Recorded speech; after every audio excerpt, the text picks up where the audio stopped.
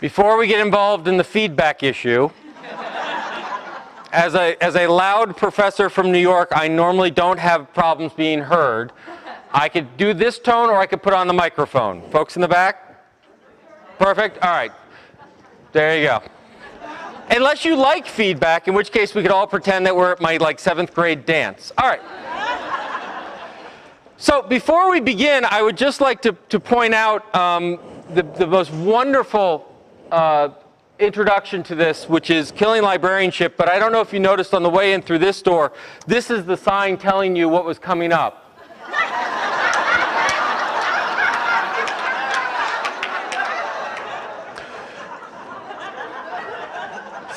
So I know where I will be at 2:15. That was good. What will kill our profession is not ebooks, Amazon, or Google, but a lack of imagination. I've looked through the program. You guys have a great couple of days ahead of you, and there's full of content from everything from social networking and collection development and change management and dealing with unruly patrons, and apparently a whole session on dealing with unruly keynotes. And as a keynoter, this is fabulous because when you're part of such a strong presentation, there's absolutely no obligation to have content in your presentation. So I'm going to take that advantage of that and not have any content to what I'm going to say. But what does this mean? What this means is it was in the midst of a wonderful talk. It was in Edmonton, Alberta, and this line came out, and people seemed to like it, but no one quite knew what it meant. But what it means is that we live in an era when we need to think big.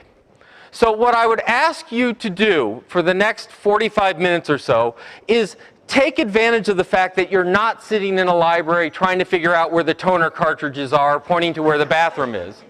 Or, as I understand it, the #1 reference question has been replaced. It is no longer where's the bathroom, it's now have you found a USB stick. Is that, all right. So, let's take advantage of the fact that we're in lovely Burlington, and it's 43 degrees outside, we don't want to go anywhere. And spend some time thinking big, because we are in a time where we desperately need to think big. We are in a time where everyone uses the word unprecedented after every other statement, right? Somewhere someone's talking about an unprecedented challenge in accountancy or something of that nature, right? Everyone's dealing with unprecedented change, great change, whatever. And it's true. That's the worst part of it, right? The worst part of it is we do live in an era where we are faced with enormous challenges, where we are faced with big problems. And this is not the time to shy away from them. This is not the time, if we're going to talk about what the new normal is, the new normal can't be introversion hiding in our shelves, hoping it goes away. We deal with this in higher education. It's not like, well, once this whole economic thing shifts out, people will be willing to spend $300 million a year in tuition. We'll just have to wait it out, right? If you look at some of the reasons we need to think big, this is from the Adult Education Commission, and what it does is it's a graph by country. Each line's a country. Thank you. The red dots, these are 45 to 54 folks. The green dots are folks 25 to 34. And what you're seeing is the percentage of folks who have, I believe it's a high school degree, high school diploma. All right? So you can see, for example, in picking one fun, in Poland, you can see that what happens is generational differences, kind of what you would expect, right? The young are getting more educated than the adults. But I want to point out this particular line, which happens to be the United States. And you'll notice something interesting about the chart, which is the red square is above the green diamond. Now, it's not way above, and frankly, we're way up at the top, so we should be pretty happy with ourselves until you look over at something like Korea.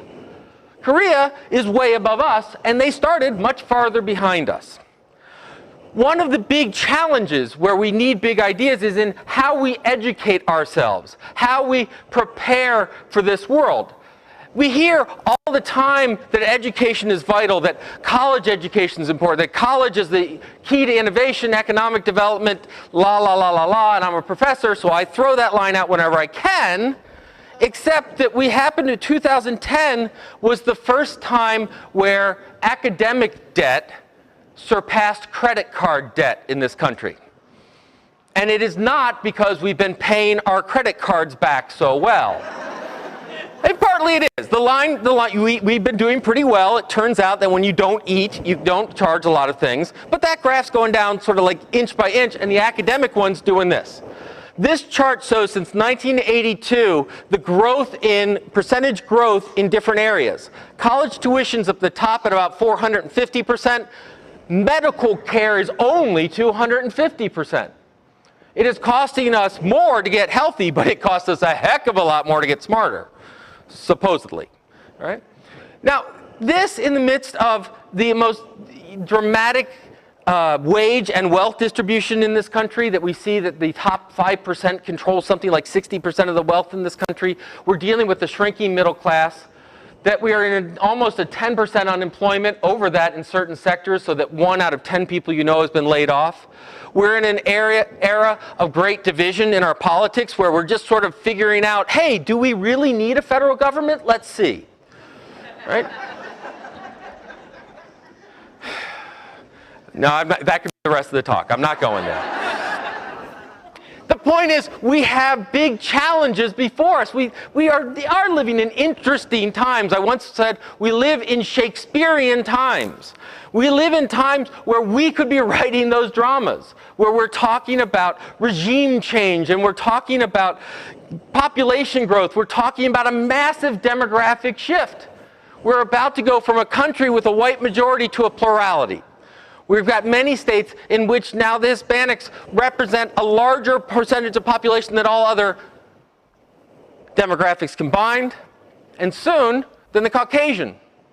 Now, I think that's a good thing. I think diversity is interesting, but I think it's a challenging thing. When we deal with language issues, when we deal with collection issues, when we deal with all of these issues, we're living in that time. Now, I got to thinking about all of this because Neil Gabler wrote this wonderful article in the Sunday Review of the New York Times talking about the elusive big idea. And within it, and by the way, I'll put all the slides online. You can copy and paste to your delight. He talked about we're sort of at the death of ideas, that we're at a post-idea economy. And it was sort of interesting to think about that. Now, he sort of overstates some of the issues, but his basic line is, look, we used to think big thoughts. We used to make celebrities out of our sort of thinkers, and now we make celebrities out of people who are celebrities, right? I mean, who forgot their underwear when they went out to a bar. Really, this Einstein, you know, Lindsay Lohan, I don't know. So you can challenge it, but it really did get me thinking. And what it got me thinking about is that if libraries and librarians are in the knowledge business, if we're in the learning business, if we're in the education business, and I argue that we are, we actually have two rather amazing challenges before us. Now, the first one I'm going to pick on is the obvious one, right? So if you haven't seen it, go read this lovely article, Save Our Libraries, Fire the Librarians.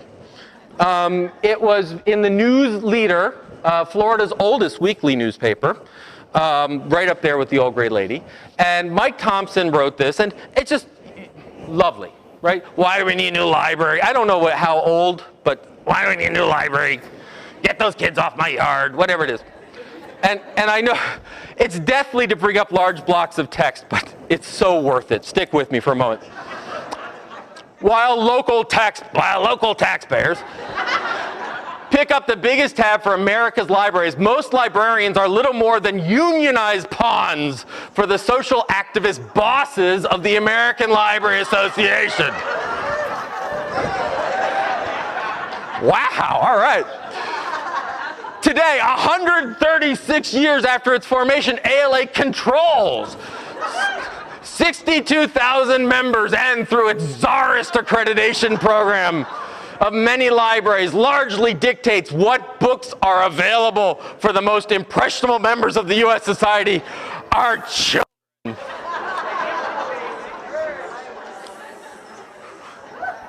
I hear you, comrades, I really do.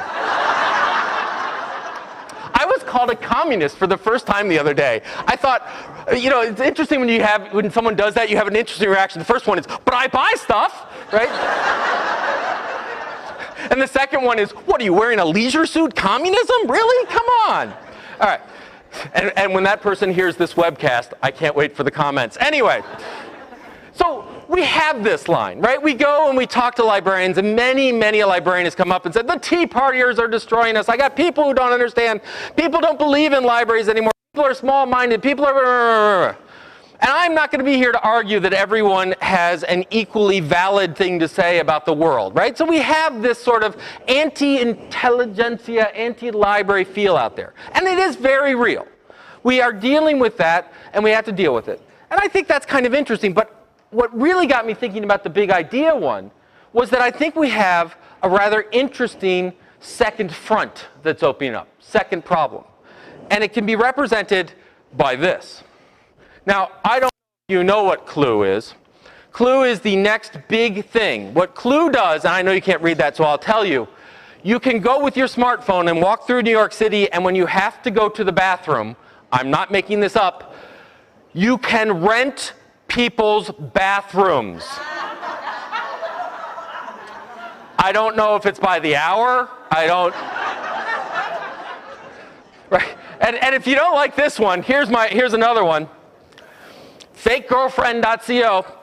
Now this one you probably can read, so you're welcome to try it out on your phones. Now, you save this number, it says girlfriend, you send a text to this number, and what happens is you'll get responded with a random girlfriend-esque message.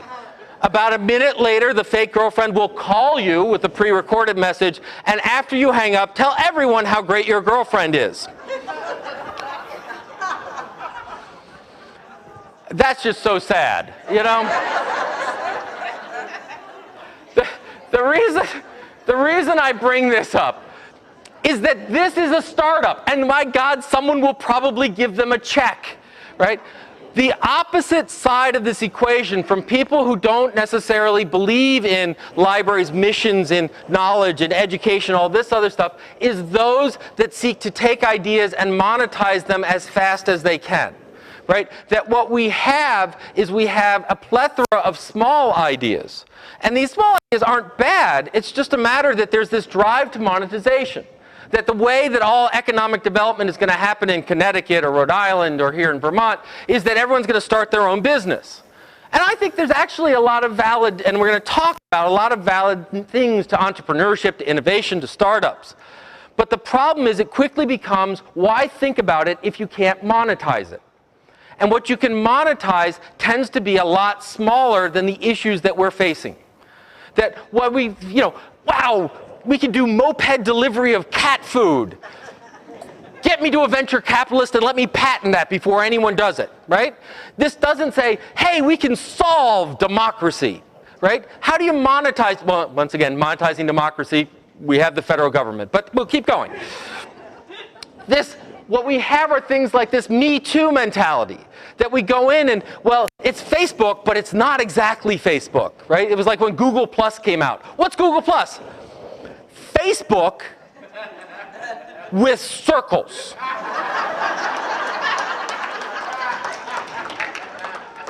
How many of you don't have to admit if you started the conversation, but how many of you at one point were in a meeting where you said, boy, the library could start its own Facebook for Enter City Here? Right? We could do our own social network. And the answer is, why? It's there. But we get this shows up in things like patent trolls. There are huge industries, huge companies that do nothing but own intellectual property for the only purpose to go sue people who are actually producing things. Google recently bought Motorola. They didn't do it so they could bring back the little track phones. They did it for their portfolio of IP, for their portfolio of patents that could help them defend against Apple, fight against Apple. When you look at what Apple's doing with its market, with its iPhone and its iPad, they're now in Korea and they're now in Germany. They're actually trying to prevent competitors from putting tablets on the market. They're not doing it by outbidding them. They're not doing them by outpricing them. They're doing them by suing them. They're saying this is too like our IP, sue them. Now, I want to be really clear. I am not a communist. And so I believe in intellectual property. I believe there's an appropriate use of intellectual property, but we're getting to the point when Amazon can patent the idea of one-click purchasing. We've gone a bit too far. All right? So you have this opposite pressure on libraries. Why go to the library when I can't